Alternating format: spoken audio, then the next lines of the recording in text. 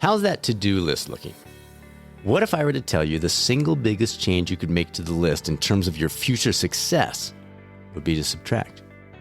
That's right. While our minds naturally think adding a new exercise, personal or professional routine that's the solution, one of the best ways to make things better actually comes down to one word: subtract. Welcome to the Health, Wellness, and Performance Catalyst. I'm your host, Dr. Brad Cooper, co-founder of the Catalyst Coaching Institute. Today's guest is Dr. Leidy Klotz, who studies the science of design and the way in which our own daily choices can be positively impacted not by adding something new, but instead through the use of subtraction. His research has appeared in both Nature and Science, and his debut popular science book, Subtract, is among the most influential published in 2021. He is a frequent guest on programs including Hidden Brain, Freakonomics, and NPR. You've likely seen his articles in the Washington Post, Fast Company, Harvard Business Review, Scientific American, and elsewhere. If you're a current or future health, wellness, or performance coach, this podcast is just the tip of the iceberg in terms of the Catalyst community. From the NBHWC-approved coach certification to the annual Rocky Mountain Coaching Retreat and Symposium, ongoing continuing education, free weekly Catalyst 5 tips and tricks, YouTube coaching channel, guidance on the business aspect of coaching, national board exam prep, and so much more. We're here to support you through the journey. Please reach out anytime. Results@catalystcoachinginstitute.com with questions, and we'll set up a time to connect. Or you can tap into additional resources on the website catalystcoachinginstitute.com. Now, it's time to tap into the role of subtraction as we design our lives on the latest episode of the Health, Wellness, and Performance Catalyst podcast. All right, Dr. Klotz, appreciate you joining us today. I was saying offline, man, this is great timing because I need you. Hopefully our listeners do too, but I need your advice here. So welcome to the show. Thanks, Dr. Cooper. And now you can start calling me Leidy and I'll call you Brad. That's a deal. I like that one. It's great to be here. That's perfect. So your background focuses on the science of design. I was curious about that. How did that lead you down this path that eventually led to your amazing book, Subtract? I mean, this is critical information. How did design take you to that piece? Yeah, I mean, my education is in engineering, and I've always been interested in the kind of physical built environment. Also have a personal interest in sustainability and, keeping our planet habitable and allow us to keep thriving on it. And the more I got into that as an area of research, the more it seemed there were a lot of opportunities in how we think about creating these things, right? And it wasn't necessarily a matter of, hey, the technologies don't exist. I mean, we know how to have a zero energy home. We know how to make cities that are more people friendly than car friendly. And of course, we need to keep advancing the technologies, and people are. But I think there was a lot to be said for how are we thinking about creating these things. And so that's when you mentioned design, it's sometimes thought about as just something that architects and engineers do, but in reality, it's something we all do, right? Whenever we're changing something from how it is to how we want it to be, we're designing. And so I came at it from the architecture and engineering standpoint.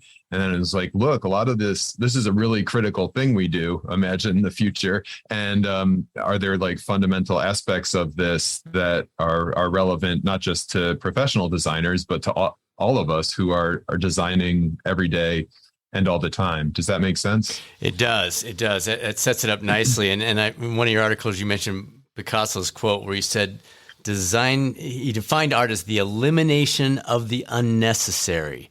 I just thought the carryover into this concept for our lives, seeing it as art, how many people are thinking of their lives as artwork? I love that comparison. Feels powerful. Can you expand on that a little bit for us? Yeah, I mean, I hadn't even thought of the art connection is great, right? Because sometimes, when we say you're talking about taking away, right, it can seem kind of easy, right? And in fact, it can even seem easier than adding, right? It's like, this should be effortless. It looks like it's, simple, this stripped down minimal end state. But in reality, it's like you've got to eliminate, right? It's work. You've got to eliminate the unnecessary. And the subtraction that we're talking about is hey, there's something already there. Maybe it's good enough. Maybe you're surviving with it and you have this persistence to want to make things even better. And subtracting is a way to get there. So I love the kind of analogy to art there, where it's like, look, this is, we're trying to craft this beautiful lives for ourselves and for other people. And that requires the elimination of the unnecessary. Just keeping that concept in our minds, I think that alone is so like, if I go into my day saying, what art can I create today? That perspective I love that. At the same time, you're careful to note subtraction is not preferable to addition. You basically have this question: should we add or should we subtract? How do we use both? Can you kind of walk us through that mental process of trying to decide, is this a situation where I need to add? Is this a situation where I need to take away? Do I take away so that I can add? Like, how does this all mix together in our daily lives? Right. I think so. The research that we did, and we spent 3 years doing this, or 4 years doing it with me and 3 other really brilliant researchers, tons of experiments published on the cover of Nature, which is like, a scientist. Cool. That is a dream. That's it. It's exactly. You can retire now. You can subtract the rest of your career, my man. Which I hope not to do, but it's awesome. And so it was really cool research. And the fundamental finding in that research, which, that makes chapter 1 of the book, but the fundamental finding is that we don't even think of subtracting, right? We don't even think of this basic way to make change. And that's a problem, right? Because we've got, as we're overlooking something that is one of the most basic ways to make our world better. And so, you pointing out this early in the show, I think that, like, look, how do we make this part of our everyday thoughts? That's the goal. And if we achieve that, we go along. You're filling this gap in our kind of creative potential. And so if people can, this podcast can be a reminder, the book can be a reminder. I think we can also bake in reminders when we make critical decisions, right? So, I give the example of my to-do list. When I sit down and do my to-do list, which I like to try to do weekly, and in reality, it's a little less than that. But I also force myself to come up with stop doings. And what that forces is like, hey, in this really critical moment when I'm planning ahead, I don't overlook subtraction. It's still, I still have to face these other obstacles. Like it's hard to come up with subtractions. You feel like an emotional attachment to the things that you want to take away, but at least I've overcome that not even thinking about it barrier. And you can imagine these other places in your life where you make important change decisions. How can you, now that you're listening to Brad and I talk, how can you put in place these prompts that make it so you don't overlook subtraction at all? And then, that gets to the second part of your question, which is like, I'm agnostic on adding versus subtracting. And in fact, if I only had to choose one, I'd probably choose adding, right? But the point is that, when you're overlooking something systematically, there's a lot of untapped potential there. And we don't have to choose, right? These are complementary approaches to making change. And I think part of when we hold them up as binary, right? It's like either or, adding and subtracting are opposites. Then you think if I add, then I can't subtract, or if I subtract, then I can't add. But in reality, these are complementary ways to make change. And I think that's a helpful way to hold them in our brains. So we're extrapolating a little bit here, but would you say, okay, they're not opposites, but to get one, you have to do the other? Is that a general rule that's not applicable across the board, obviously, but generally speaking, do I need to subtract in order to add? If I'm going to add, do I need to look for something to subtract? Obviously, yes, but the default is I'll sleep less. I'll spend time with my family less. I'll exercise. Like all the things that we talk about in the show seem to be the things we then subtract instead of maybe other things. That's a great question. I think logically, yes, you need to add to be able to subtract. And that's part of the challenge here, right? It's like, at least in the context that we're talking about it. Yeah, well, not quite. Vice versa is a little different. So add to subtract, to be able to eliminate the unnecessary, as Picasso said. The unnecessary needs to be there. And I think that, if you look at this from a historical context, or like deep evolutionary history, or just cultural history, before there were roads, the best option for transportation was to make roads. And now these opportunities to kind of remove highways that are bisecting cities, those are relatively new opportunities. We had to have added to put them to be able to subtract. And it's the same in our daily calendar, right? If you've got nothing going on, there's nothing to subtract, but it's only when you get overwhelmed. But then I think, so then in the vice versa, I think it's true that to add, we need to subtract something, because we're all like working at max capacity, or anyone listening to this probably is. And so it's true, but we still don't do it, right? I mean, we still look at like, hey, what are the three new things I can do, with no attention to, hey, well, it's not like I had all this free time before. Where's this going to come from? So I think if you do want to take new things on, I think for most of us, that means getting rid of something else. And it's better to be conscious about that and deliberate about that than to just take on the new thing and then watch all the other stuff kind of randomly get filtered out without you being intentional about it. Is there some low-hanging fruit? Are there things that either in your research or as you're out there talking to folks and doing presentation, meeting with leaders, that you've seen patterns of, these are the 2 or 3 things that we've found people can subtract without depleting their sleep or their health or their relationships or their finances or their work progress, et cetera, et cetera?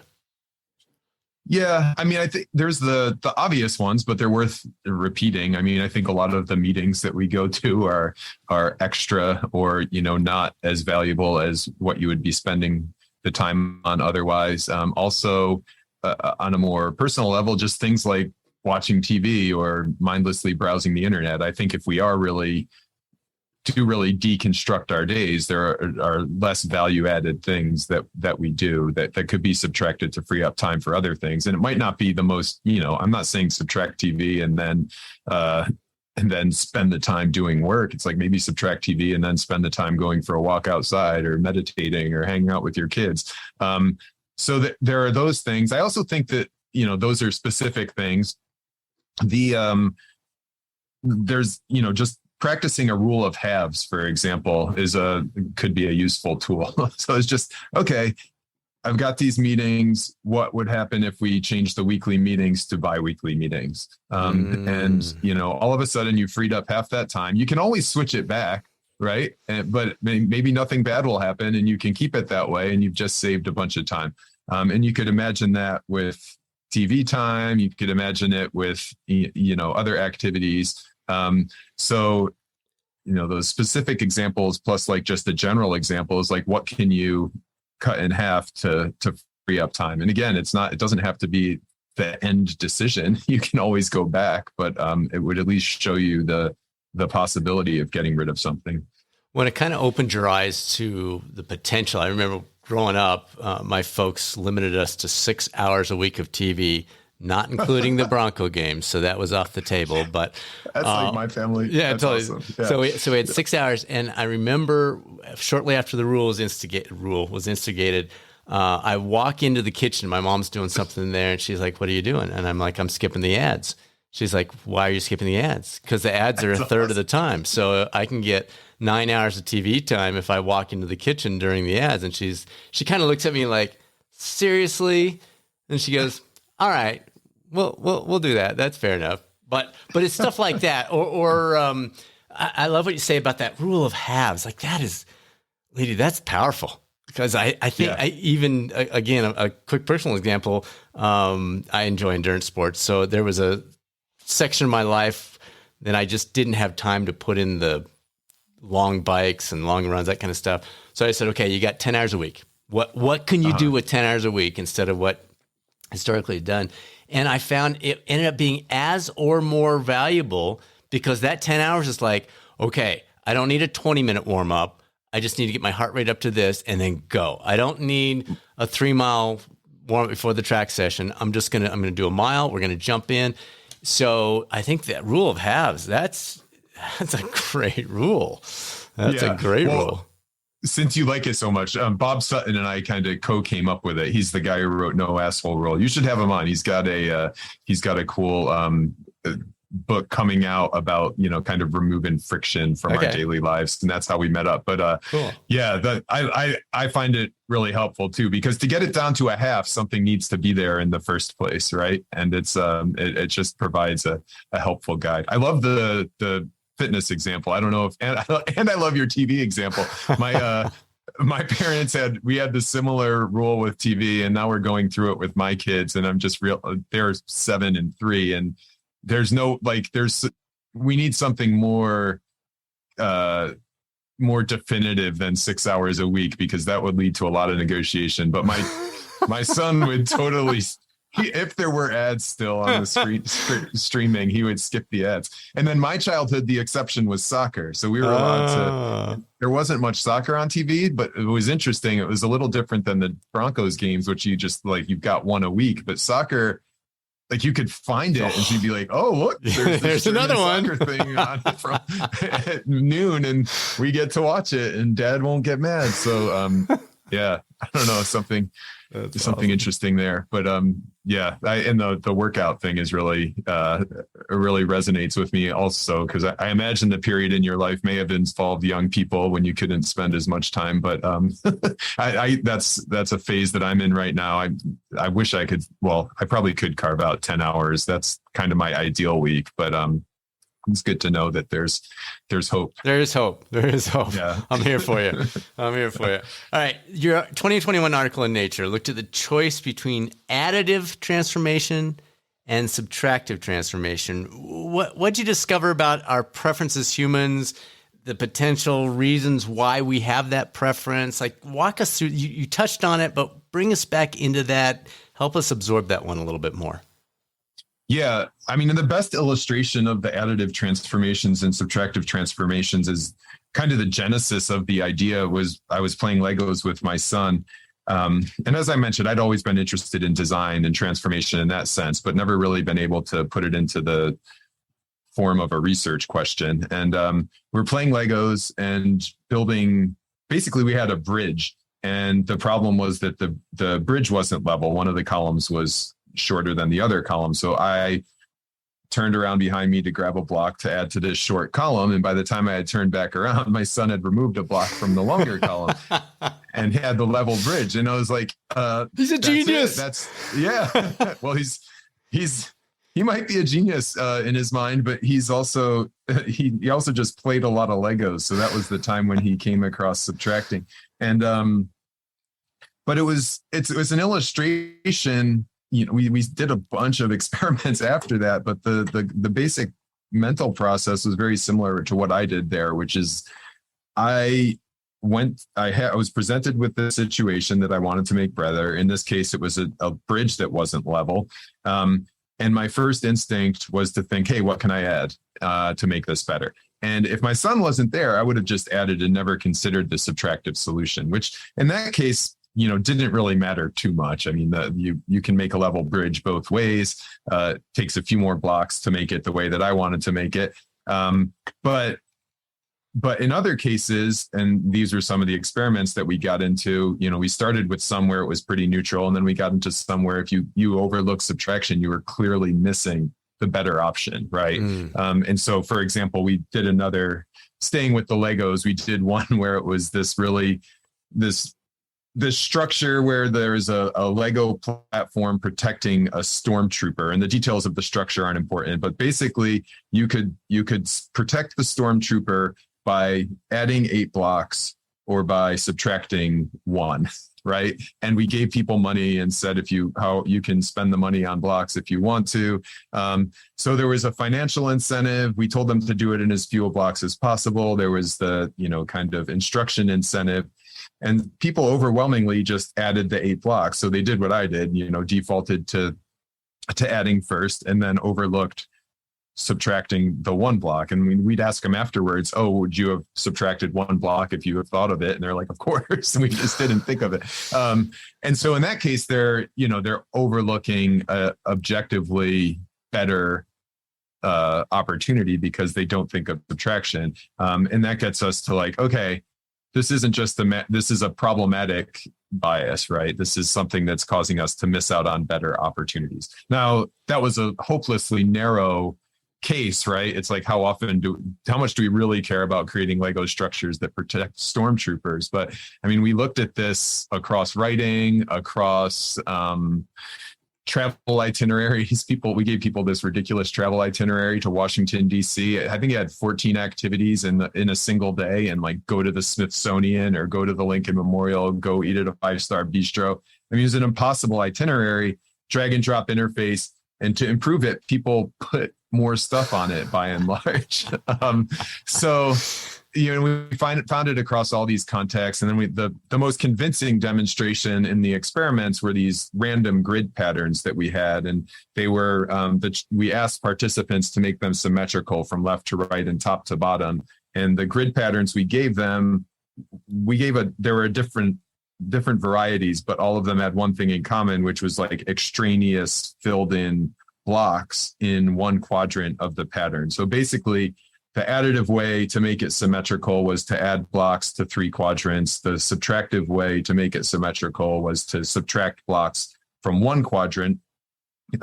So again, it was the right way to do it. It wasn't Legos, which is something that people have prior experience with. It was something that, there was no real explanation other than you're just not thinking of subtracting for why people wouldn't be able to solve those patterns the correct way more quickly. And so all that evidence piled together to show that, what you started the show with, which is that we don't think of subtraction as readily as we think of adding. Now, it's not that we can't think of subtracting, right? It's just that we need help, right? We have to go beyond our first instincts. Yeah.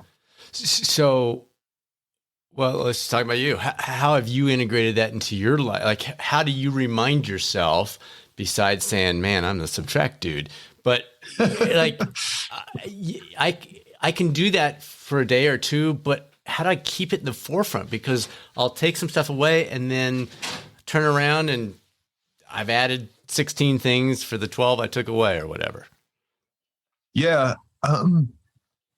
I look at it as there being like a couple levels, and I'm not perfect at this by any means, but I probably am farther along than most people just by virtue of spending so much time thinking and writing about it and talking about it and collecting examples from people like you. But so the first level is just, this awareness that we're spreading through the help of your podcast and your audience, that this is something that we do, right? And the more we can bear that in mind, the better. Building it into your process is kind of the second level. I think kind of a depth of understanding of what's going on, whether it's grappling with it through my book, which is kind of organized to help people digest it in that way, or just continuing to practice it in your own life. I mean, the longer you do it, the more kind of accustomed you'll get to it. And then I think that there's just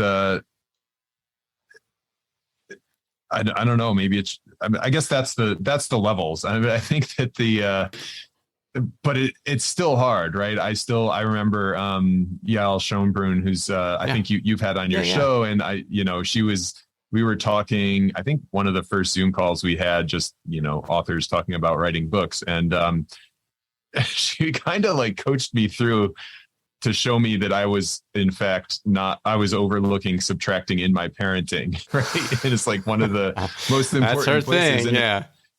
When it's the hardest spot for me to subtract anyway, right? Because it's like I could think of it in that case, and still there were these other barriers to taking away, which is like, oh, well, I can subtract or I can add here, but don't I want to give everything possibly good to my kid? And the answer is still yes, of course, but sometimes the way to do that is by subtracting. So for example, like just, my son's in the other room reading quietly or like playing with his Legos, and that's rare for him. I love to spend time with him. I think it's great for his dad to spend time with him, but like I don't go in and interrupt that moment, right? Because this is like rare for him. It's something that he needs to build up his ability to do. And I can just kind of take a step back, empty the dishwasher, and then get ready for the for when he's ready for me. So I think, that kind of thing, I guess maybe required some coaching or just required somebody to reveal it for me. So maybe that's a good kind of fourth level, is that's basically an editor, right? I mean, when you think about writing or podcasting, you often have a third party who says, hey, look, Brad, this is great, but it's not as great as the rest of the stuff in your podcast. Maybe take it out and the audience will be better off for it. And it's hard when we're evaluating the stuff that we're doing, you grow an attachment to it, and an editor, whether it's with words or sound or parenting, as Yale did for me, that can be kind of helpful to bake this into your process and make you less likely to overlook it. And I didn't mention this to you before, but a lot of our listeners are health and wellness coaches, or they're heading that direction. And I think one of the traps we can fall into as coaches is constantly asking our clients, what do you want to do? What do you want to add? What additional exercise program or nutritional pursuit or whatever? And maybe we need to be asking more often, what do we want to subtract? What can we fine tune? Yeah. And that's an important detail to get into, because you had Steve Magnus on too, right? The running. Yeah. I love him. He's awesome. And we were talking about this, and there's a desire to display competence, right? When you're a coach, right? And so it's like, oh, I hired a coach, or like I'm working with a coach and they told me not to run or not to, and you're like, well, what's going on here? Yeah. So and that's true. That's one of the reasons I think we systematically overlook or systematically underuse subtraction, right? It's like you think of it and you're like, yeah, we could subtract here, but then what's going to be my value add, right? What's Leidy contributing to this situation? And it's whether you're a coach or whether, the meeting stuff that we talked about before. So many people agree that meetings are like not as useful as other things you could be doing. And yet you show up, right? Because you're showing competence by showing up for the meeting, or you're showing you're a valued member of the team by showing up for the meeting. So when we do offer subtraction as our advice, it's really important to somehow position it in a way that shows that you did it, right? This was an act, right? Brad subtracted from my plan, and that was like his thing. It wasn't that now there's just, running subtracted from the program and nobody realizes that anybody was behind that. And I mean, I think it depends on the situation, how you make that visible, but I think that's or to display that competence, but I think that's a really important way to get around it. Does that make sense? It does. And as you mentioned, Steve, and then Brad Stolberg, and Brad too. We've got Marco Altini coming on next week about HRV. And one of his big things is when your body's overstressed, you don't need that other thing, that tempo run, that long run, that workout session. When your HRV shows that your overall stress is here, as in terms of your body, then maybe the best thing you can do is not. And building in that concept. So that would be an example of the coach or the expert or the leader adding to it. And you mentioned meetings. I mean, how often do leaders hold meetings because that's what leaders are supposed to do? Well, wait a minute. Yeah. Maybe the best thing to do is to say, team, we're canceling this week because y'all have a lot going on. We got a big project. You're doing a great job. No meeting this week. We're gonna implement the rule of halves, and we're going every other now. Yeah. So. Well, and I think that's a perfect way to add how to do this, right? Because so the leader in that case, the danger is that everybody who benefits from the meeting being canceled forgets why, right? It's like, okay, The meeting gets canceled from 9 to 11 on Monday morning, and you're just sitting there Monday morning going about your work. And one of my colleagues here, she actually, when she cancels something, she leaves it on her calendar, right? So it's like, okay, this free working time to work on your most important stuff brought to you by the canceled meeting. And if the leader, you can send out, right? That is awesome. But it's really important, because if you've got the meeting, you're like, okay, here's the new department chair. I'm reminded of the new department chair, and they're, it may not be the exact right thing to be doing, but at least it's obvious they're doing something and thinking about, the department. But if they cancel the meeting, you forget. But if you cancel the meeting and leave that on the calendar, you're like, oh, awesome, the new department chair. Thanks for the 2 hours.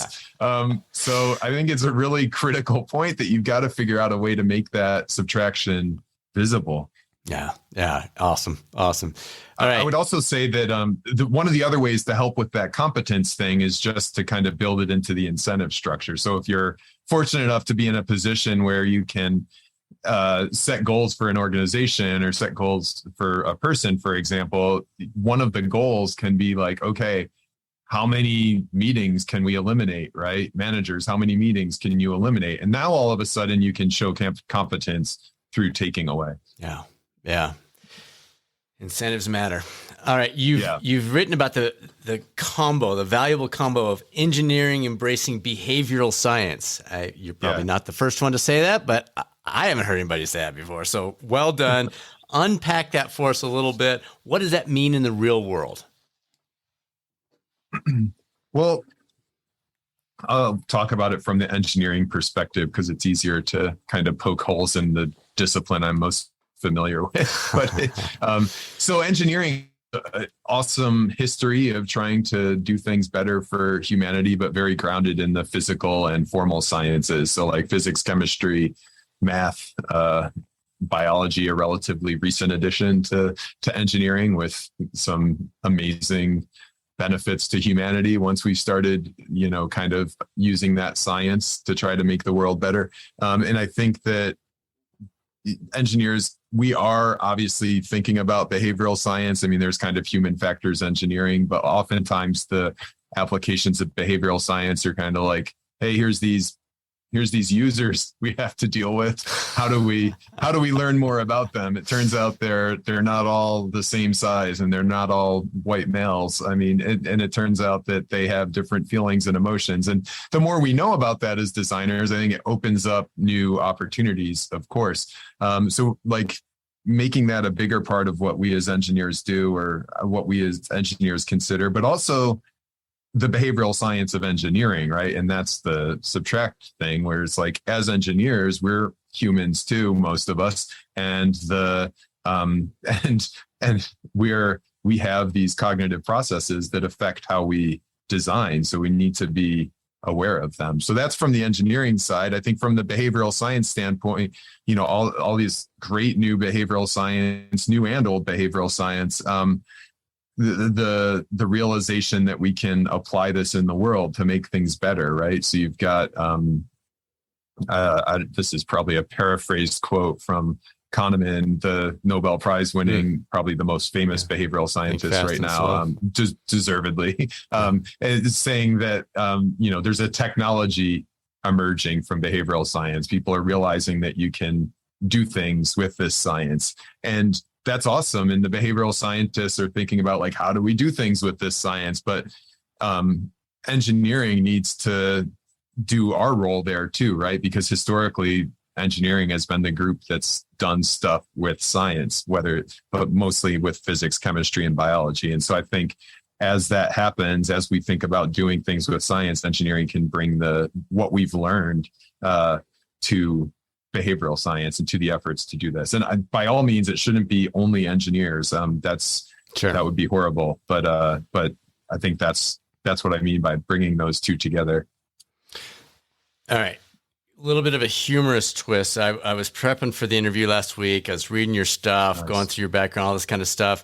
And my to-do list felt as overwhelming as it has in a very long time. I was traveling to speak at a conference. We were teeing up a couple interviews, just stuff. Everybody's got their stuff. And my stuff felt like it was getting up to here.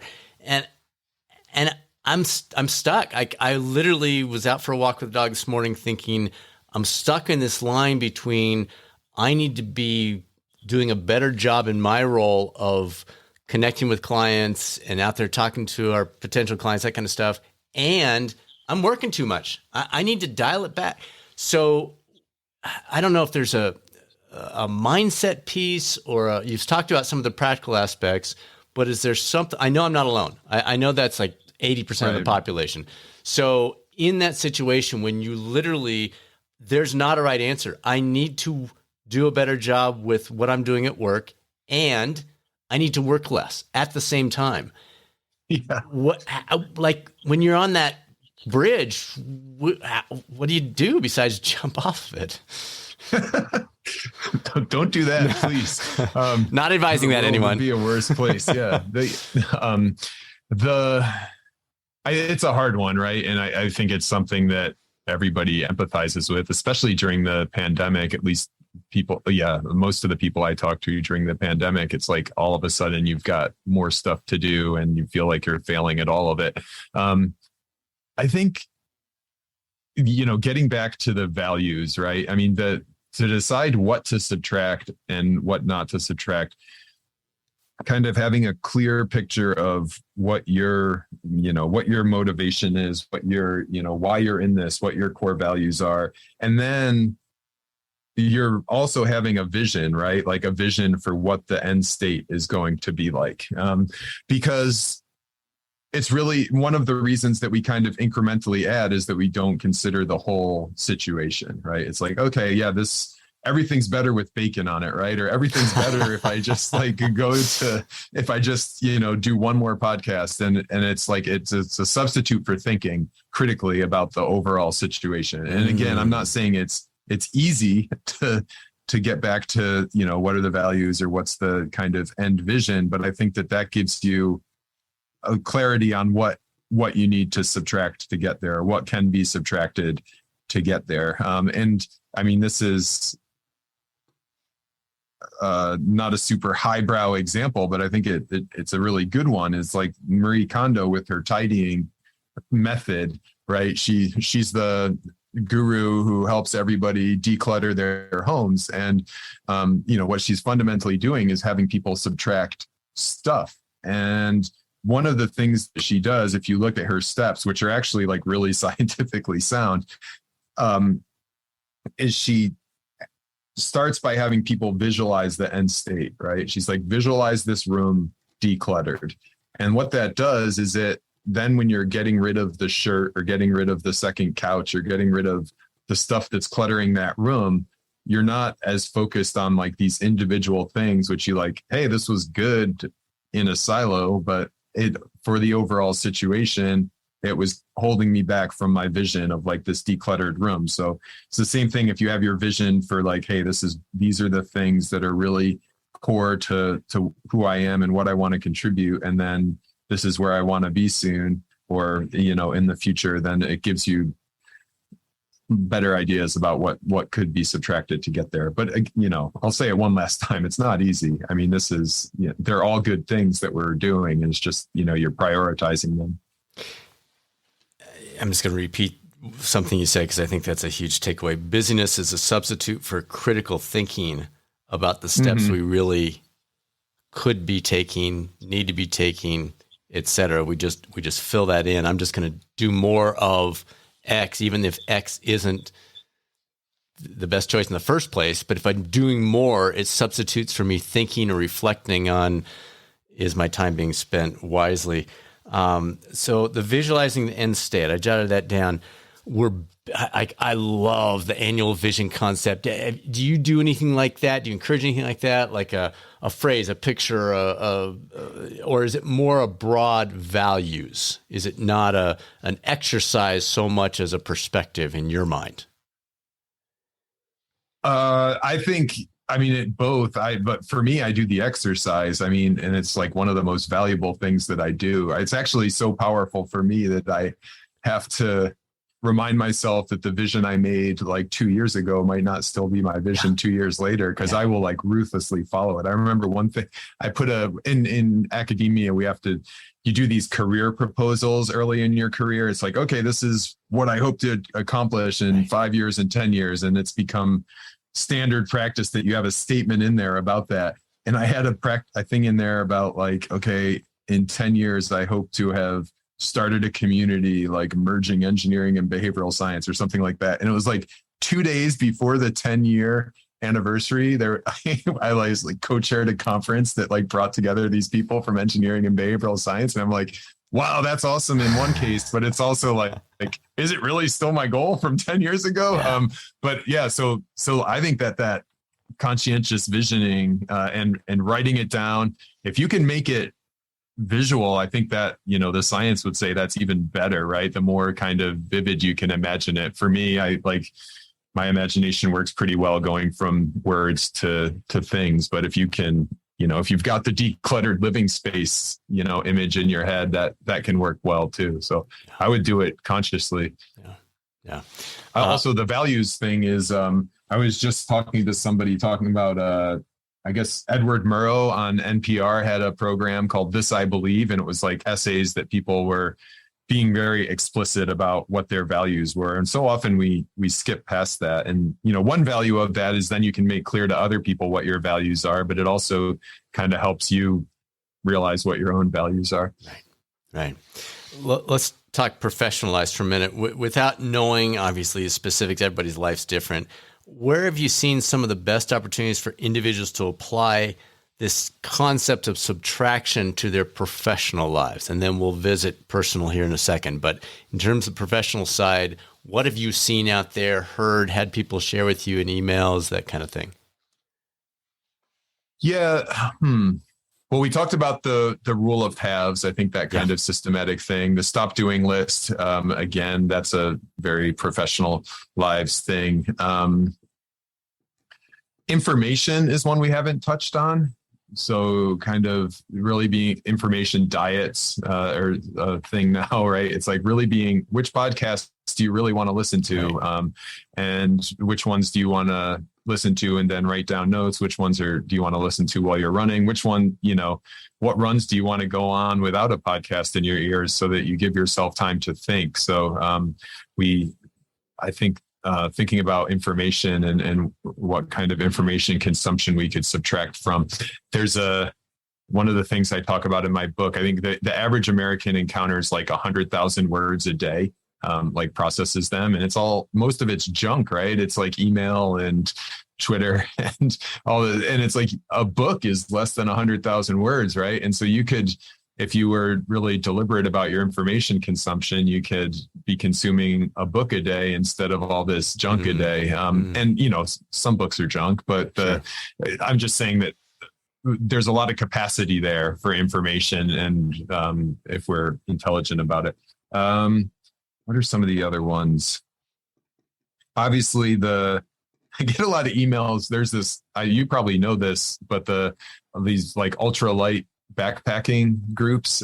So that it's all about like, how do you get around with as little stuff as possible? And it seems like they have as much fun, like thinking about how can we do this with as little as possible as they do it like in the actual activity itself. And so, stripping down the amount of physical stuff that you have, although, I mean, that's not really a professional example, but it's, could be applied though. It's yeah.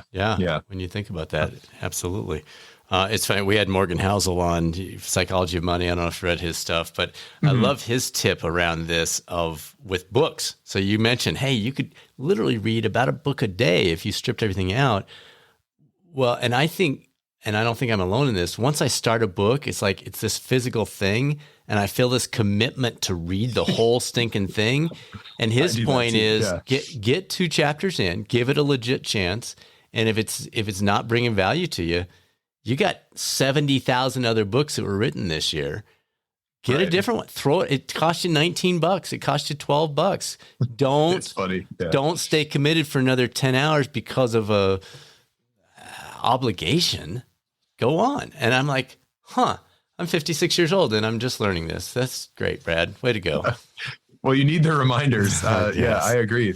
But like the value of a book, it's like all of the value is in the time that the person is spending reading it, right? I mean, even if you just say the person's time is worth minimum wage, it's like 7 hours times $15. That's over $100. And it's like, get rid of the $20 book if it's not bringing value. Exactly.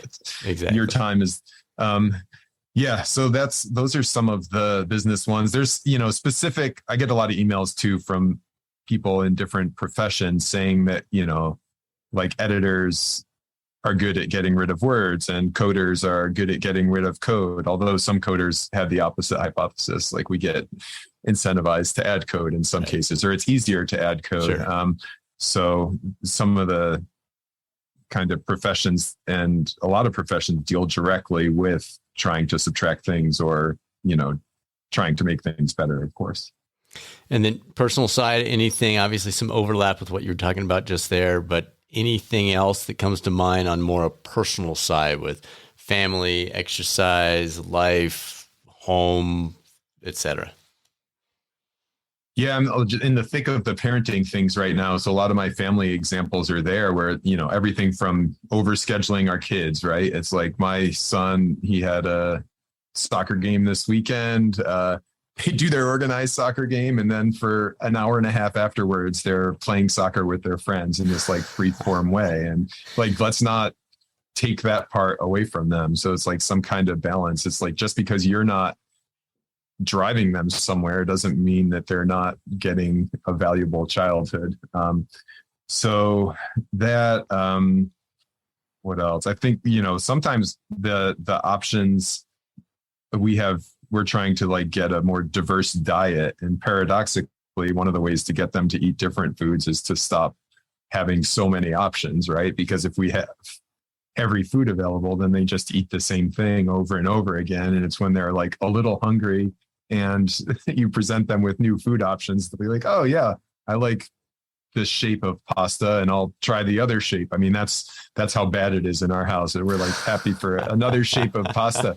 But man, 3-year-old and 7-year-old, you get a lot of grace. Yeah, that requires getting rid of options. And that's like actually the way to get more diversity in the food. Those are some of the best ones for me. I mean, some of the things with, the less material things that you have, and we're by no means minimalist, but the fewer, material things are things that you also have to keep track of and move around the house, right? And it's like all the examples of Barack Obama only having one kind of suit, or like Mark Zuckerberg having one color shirt. It's like, it reduces the cognitive load if you don't have to think about this stuff. So, and I think especially at this stage in my life, it's helpful to not be thinking about things and to be thinking about the people. So this was fantastic. Really appreciate it. Love what you're doing. Any final tips that I haven't teed up with the right question, or that you're just Brad, please ask me this, that you want to get out there? You hit all the most important, like personal stuff. You had Charles Mann on, and like, I think that's the planetary implications of this book. So Charles Mann's book, The Wizard and the Prophet, and it's just so good. It's funny you describing it, because I felt the same way. And this is like right in my wheelhouse. It's like, it's a book about like the competing types of environmentalism, really. It's like one group of people, two options. Hey, technology is going to save us versus there's no other solution than to just reduce. And both are kind of right.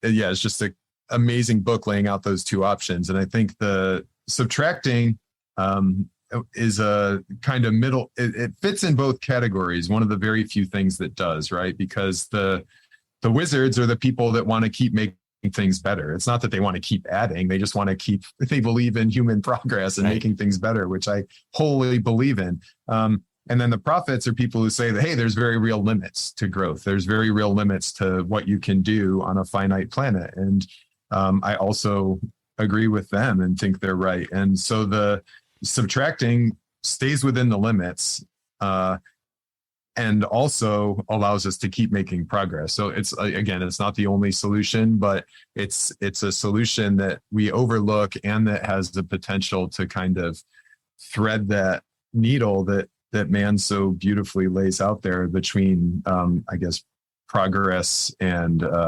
limits. Yeah, love it. Leidy, really appreciate it, man. You're doing great stuff. Thanks, you too. This was fun.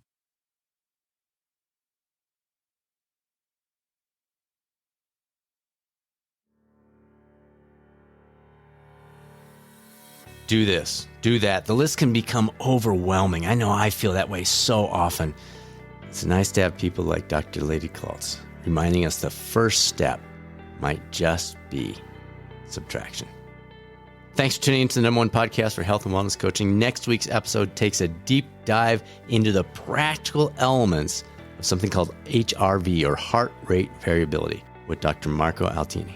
We've discussed HRV on the podcast in the past, as it might be the single best way to monitor the effects of various life stressors and the positive effects we're taking around sleep, exercise, fueling, all the things that we talk about.